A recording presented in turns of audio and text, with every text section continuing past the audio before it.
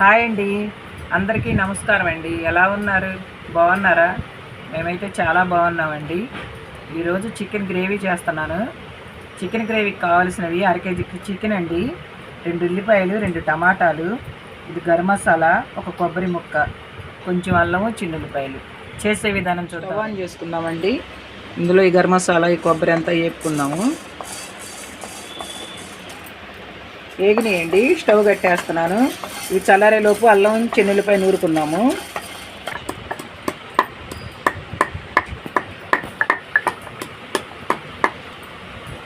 రోట్లో నూరింది ఒక టేస్ట్, మిక్సీలో వేసింది ఒక టేస్ట్ అండి. కొంచెం కష్టమైన నూరి వేద్దామని నూరుతున్నాను.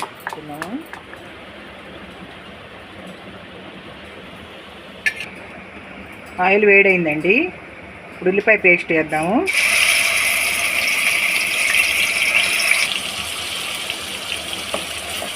ఉల్లిపాయ కొద్ది కలర్ మారిన తర్వాత టమాటా, మిర్చి అవన్నీ వేద్దాం. ఈ చికెన్ కర్రీలో కండి నేను రాగి సంకటి చేస్తున్నాను, అది కూడా వీడియోలో పెడతాను.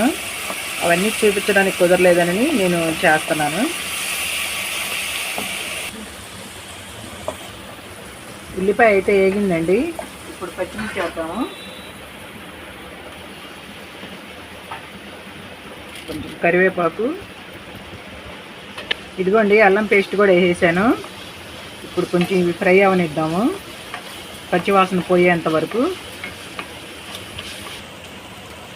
అల్లం పచ్చిమిర్చి కూడా వేగినాయండి. ఇప్పుడు కొంచెం పసుపు వేద్దాము.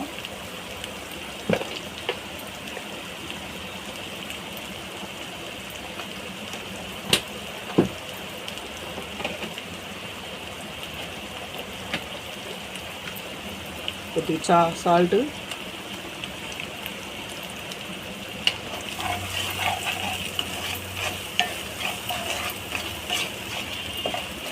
టమాటా కూడా నేను పేస్ట్ చేసుకున్నాను.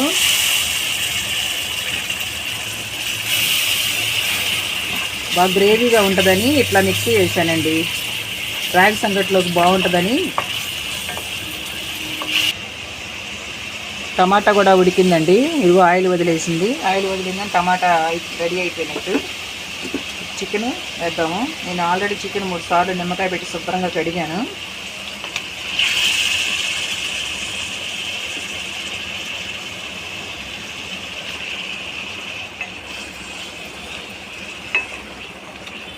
చికెన్ నుంచి వాటర్ వచ్చేంత వరకు ఉడకనిద్దామండి, ఒక 5 నిమిషాలు.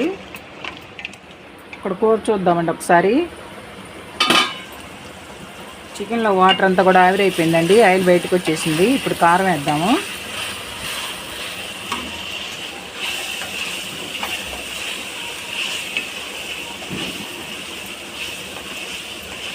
మేము చాలా ఉప్పు కారాలు తక్కువండి, మసాలాలు కూడా తక్కువండి, ఎక్కువ వాడం మేము.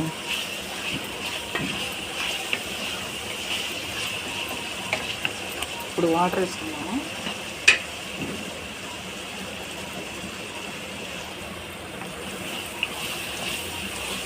సంగట్లో కదండి కొంచెం గ్రేవీగా చేస్తానని చెప్పాను, ఇటువంటి వాటర్ వేస్తున్నాను.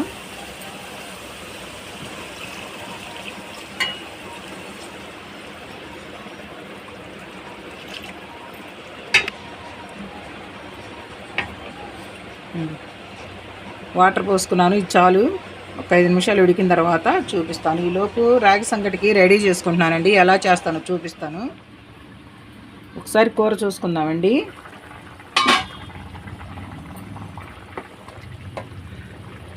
కూర రెడీ అయిపోయిందండి, ఇంకొక 2 నిమిషాల నుంచి దింపేద్దాము. కూర రెడీ అయిపోయిందండి. ఇప్పుడు పొడి మసాలా ఉంది కదా, అది వేసుకుని కొత్తిమీర, కరివేపాకు వేసి స్టవ్ కట్టేద్దాం.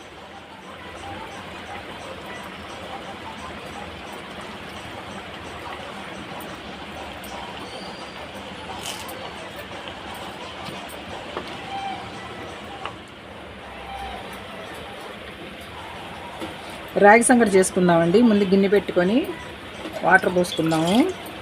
నేను ఒక గ్లాసు రైస్ తీసుకున్నానండి, అది కడిగి 1 గంటన్నర ముందే నానబెట్టేశాను.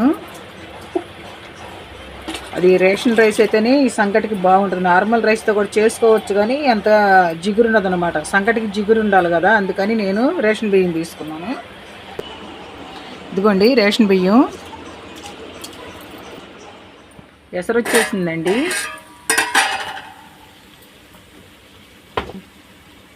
ఇప్పుడు కొంచెం టేస్ట్కి సరిపడా సాల్ట్,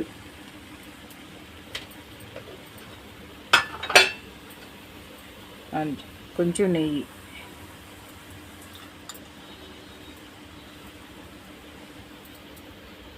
బియ్యం వేసుకుందాం.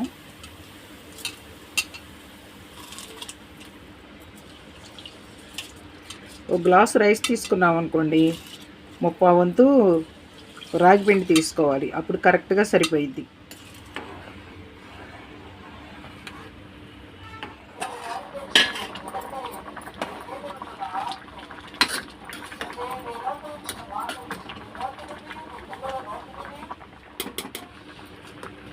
అన్నం ఉడికిందండి. ఇప్పుడు పిండి వేద్దాము.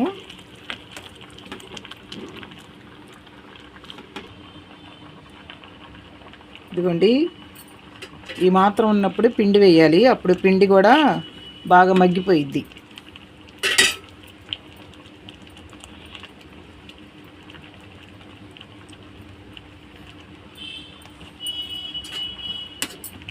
వేసి కదిలీకుండా పొయ్యి సిమ్లో పెట్టి, స్టవ్ సిమ్లో పెట్టేసి మూత పెడదాం. నేను పిండి పోసి అసలు కదిలించలేదు.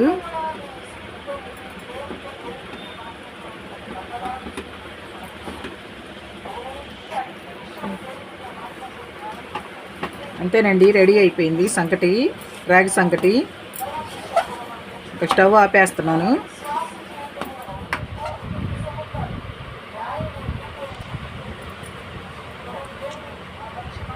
రెడీ అయిందండి రాగి సంకటి చికెన్ కర్రీ. మా వీడియో కనుక మీకు నచ్చినట్టయితే లైక్ చేయండి, షేర్ చేయండి, సబ్స్క్రైబ్ చేయండి.